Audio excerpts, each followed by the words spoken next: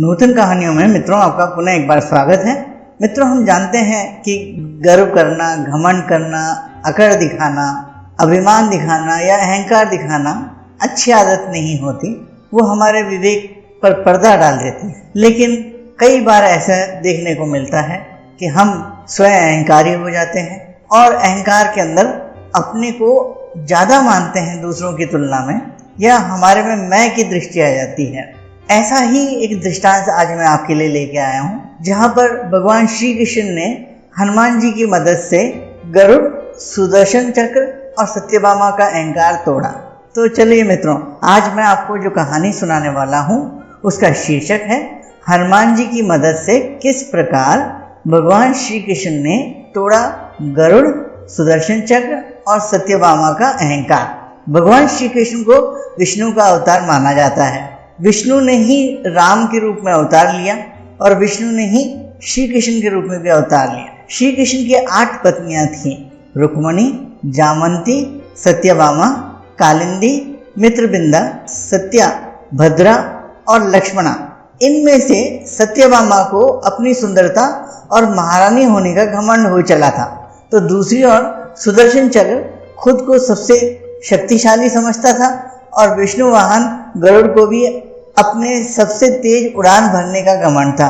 एक दिन श्री कृष्ण अपने द्वारिका में रानी सत्यभामा के साथ सिंहासन पर विराजमान थे और उनके निकट ही गरुड़ और सुदर्शन चक्र भी उनकी सेवा में विराजमान थे।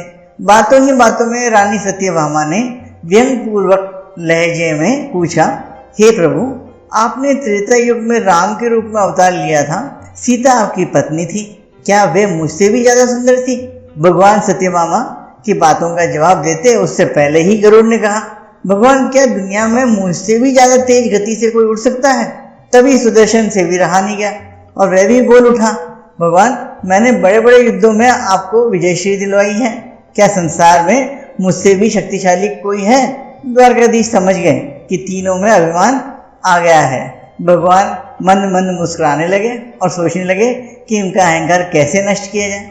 तभी उनको एक युक्ति सूझी। भगवान मंद मंद मुस्कुरा रहे थे, वे जान रहे थे कि उनके इन तीनों भक्तों को अहंकार हो गया है और इनका अहंकार नष्ट होने का समय आ गया है। ऐसा सोचकर उन्होंने गरुड़ से कहा, हे गरुड़, तुम हनुमान के पास जाओ और कहना कि भगवान राम माता सीता के साथ उनकी प्रतीक्षा कर रहे हैं। गरुड़ भगवान की आज्ञा लेकर हनुमान जी को लाने चले गए। इधर श्री कृष्ण ने सत्यभामा से कहा, देवी, आप सीता के रूप में तैयार हो जाइए, और स्वयं द्वारकाधीश ने राम का रूप धारण कर लिया।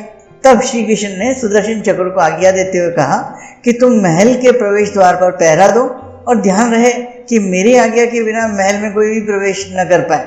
सुदर्शन चक्र ने कहा, जो आज्ञा भगवान, और भगवान की आज्ञा पाकर चक्र महल के प्रवेश द्वार पर तैनात हो गया। गरुड़ ने हनुमान के पास पहुंचकर कहा कि हे वानर श्रेष्ठ, भगवान राम माता सीता के साथ द्वारका में आपसे मिलने के लिए पधारे हैं।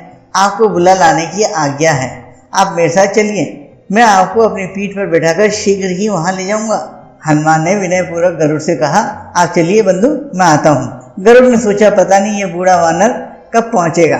खैर, मुझे क्या, कभी भी पहुंचे, मेरा कार्य तो पूरा हो गया, मैं भगवान के पास चलता हूँ। ये सोचकर गरुड़ शीघ्रता से द्वारका की ओर उड़ चले। लेकिन ये क्या, महल में पहुंचकर गरुड़ देखते हैं कि हनुमान तो उनसे पहले ही महल में प्रभु के सामने बैठे हैं। गरुड़ का सिर लज्जा से झुक गया। तभी श्री राम के रूप में श्री कृष्ण ने हनुमान से कहा, पवन पुत्र, तुम बिना आज्ञा के महल में कैसे प्रवेश कर गए? क्या तुम्हें किसी ने प्रवेश द्वार पर रोका नहीं? हनुमान जी ने हाथ जोड़ते हुए सिर झुकाकर अपने मुंह से सुदर्शन चक्र को निकालकर प्रभु के सामने रख दिया। हनुमान ने कहा कि प्रभु, आपसे मिलने से मुझे क्या कोई रोक सकता है? इस चक्र ने रोकने का तनिक प्रयास किया, इसलिए इसे मैंने मुंह में रख लिया और आपसे मिलने चला आया। मुझे क्षमा करें। भगवान मंद मंद मुस्कुराने लगे।